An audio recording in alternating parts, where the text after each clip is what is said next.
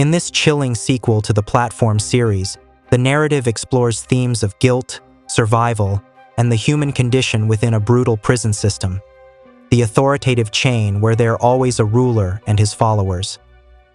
The story unfolds in a nightmarish world of 333 platforms, where prisoners are subjected to cruel rules and horrific consequences. As they navigate their dark reality, they confront their pasts and the choices that brought them here. The movie opens with the sequel of Platform series, and a number of children playing cheerfully can be seen in a place. They seem cheerful, but the creepy place sends some other signals. Hence, moving to the main characters, which are basically the prisoners in one of these 333 platforms. They have been interviewed and asked about the reasons for choosing this platform. Perempuan seems depressed and needs time to heal herself, therefore she chose the prison.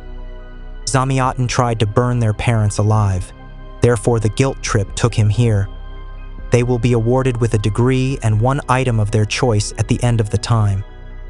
They are set up to their assigned levels, but Zamyatin is not happy with his food service.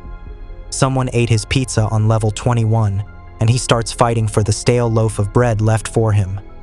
Although men from level 22 tries to stop him from eating others' food and save him from the punishment. He forgives his pizza this time, but showed immense anger. Perempuan shares her food to him when the matter goes on fire.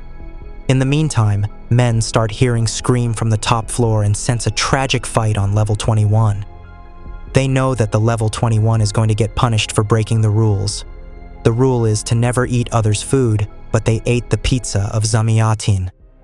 Suddenly, the platform starts burning and two people drop to their level. They try to rebel against the fight, but the poisonous gases and fire add fire to it. A burning body falls to the platform, and Perempuan starts rescuing the lady. However, it is too late now, but the other man is whimpering because he has been poorly injured.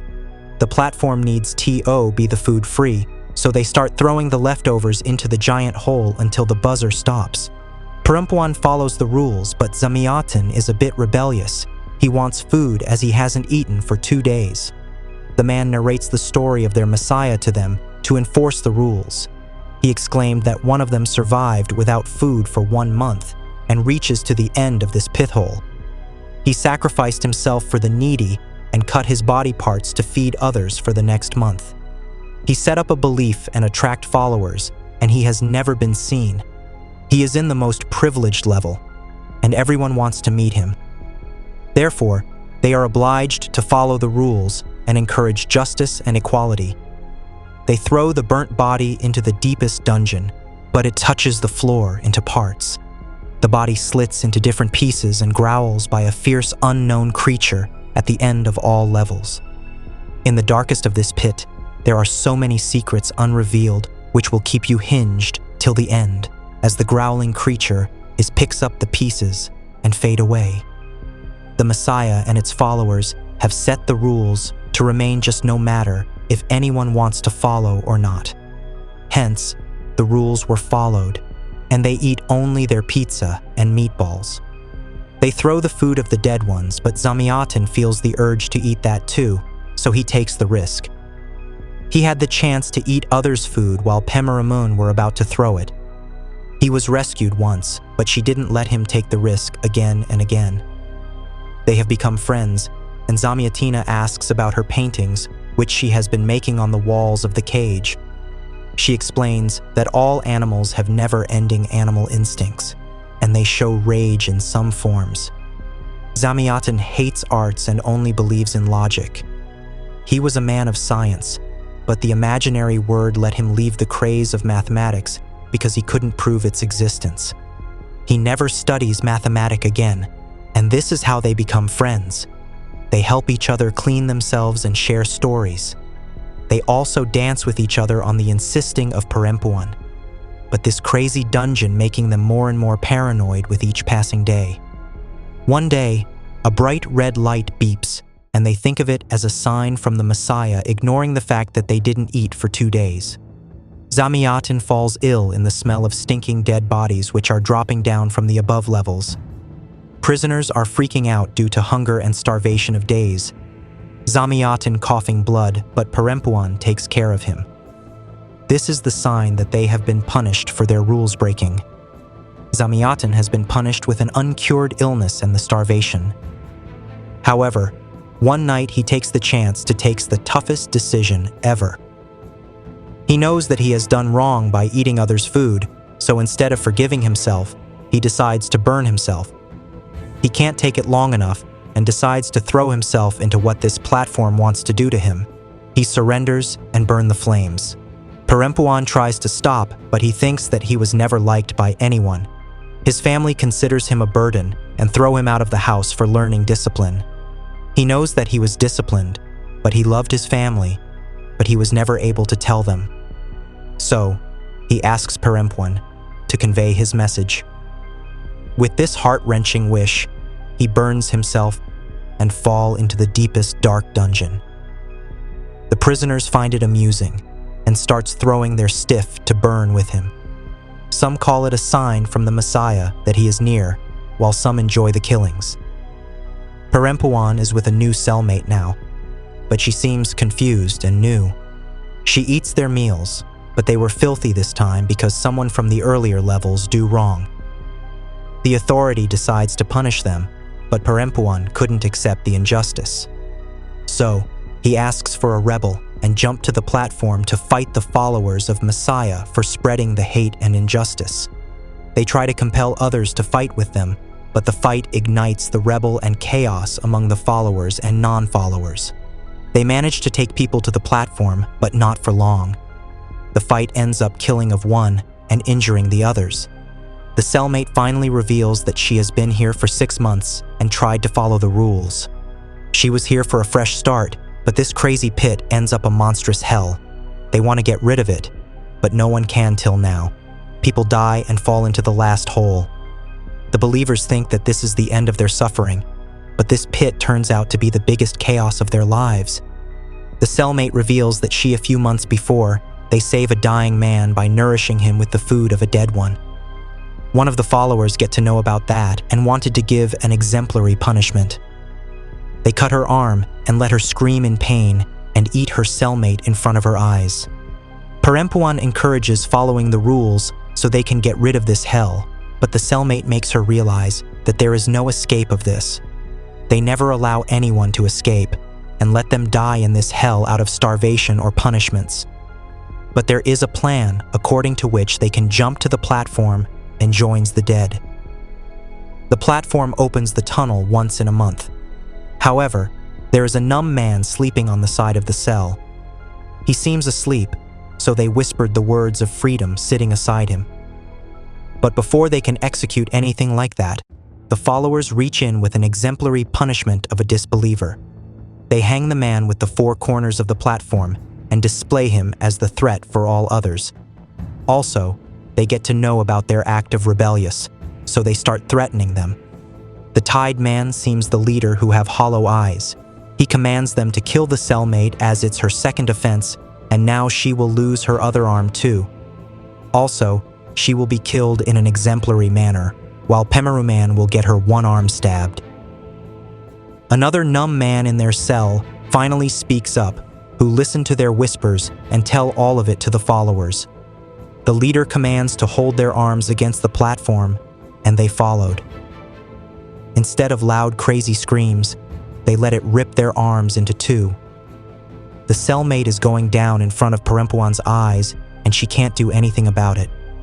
However, a few days later, she finds herself in another cell, but with a fat old man. She finds a weapon and thinks of raising a rebellion.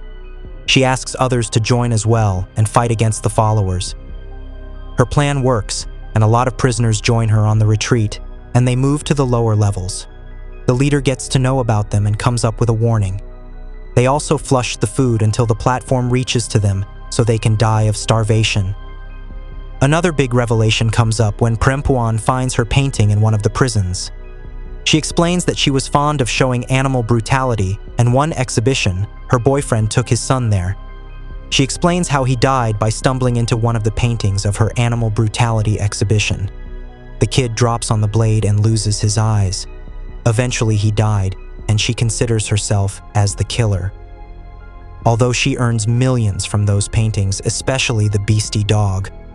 But the death of the kids never let her sleep in peace. So, she came to the pit as her healing retreat, never knowing that it can turn to a trap. The followers let them starve for 1 month, so they end up crawling and stripping their own skins. They feed on each other's melted skins. Finally, the followers come after a month and reignite the fire of revenge. Both parties attacked on each other, and a lot of bloodshed happens. They kill each other's throats with whatever weapons they get in their hands. The fat man helps the Pemeruman to slit the throat of a giant bearded man who was about to strangle her. She and the leader are alive in the whole cell. He begs her to kill him, but she wants to let him starve like he did to them. So she keeps him alive but throws him into the pit hole to suffer for lifetime.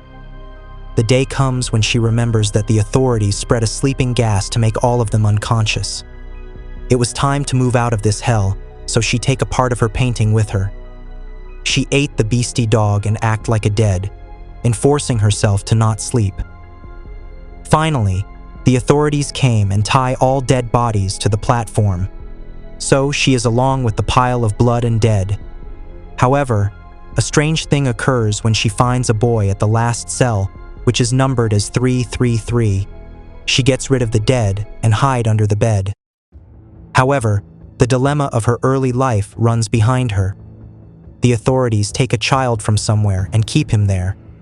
She decides to help the child and take him along. The gas allows her to float in the pit, but she throbs her head multiple times. However, she manages to keep her eyes open and take the boy to the platform. A hallucinating vision forces her to kill the boy to free herself from her inner guilts. But she gives up the choice and decides to save the boy. Thinking that she can finally escape, she finds herself on the moving platform, waiting to see the sunlight. But she reaches the last level and finds all dead people alive. She finds the burnt Zamiatin and all others who were dead on all these levels. The dead people force her to leave the child alone because it is his journey to begin with. She has reached her end, but he needs a chance to live a life accordingly. The movie symbolizes that the sins of the parents are borne by their children, and this child was a punishment. Likewise, the fortune is the same, and the starvation is the fate. They can't escape their inner battles, and they will always end up in those darkest pit holes. They also try to highlight the unjust and harm of capitalism. Therefore, Perempuan accepts her fate and joins the herd of hopelessness and disappointment. The film concludes with a haunting message about the cyclical nature of suffering and the consequences of past actions. It underscores how the sins of the parents burden their children and critiques the injustices of capitalism. In this dark pit, escape is a mirage, and the struggle for survival is an unending cycle, leaving the characters trapped in their darkest pits. The movie serves as a profound exploration of guilt, redemption, and the human psyche under duress. Through its harrowing narrative, the film sheds light on societal injustices and the inescapable nature of one's past, compelling viewers to reflect on the moral complexities of survival and the price of humanity in a fractured world. This movie highlights the importance of justice and undistributed food supplies to the minority populations.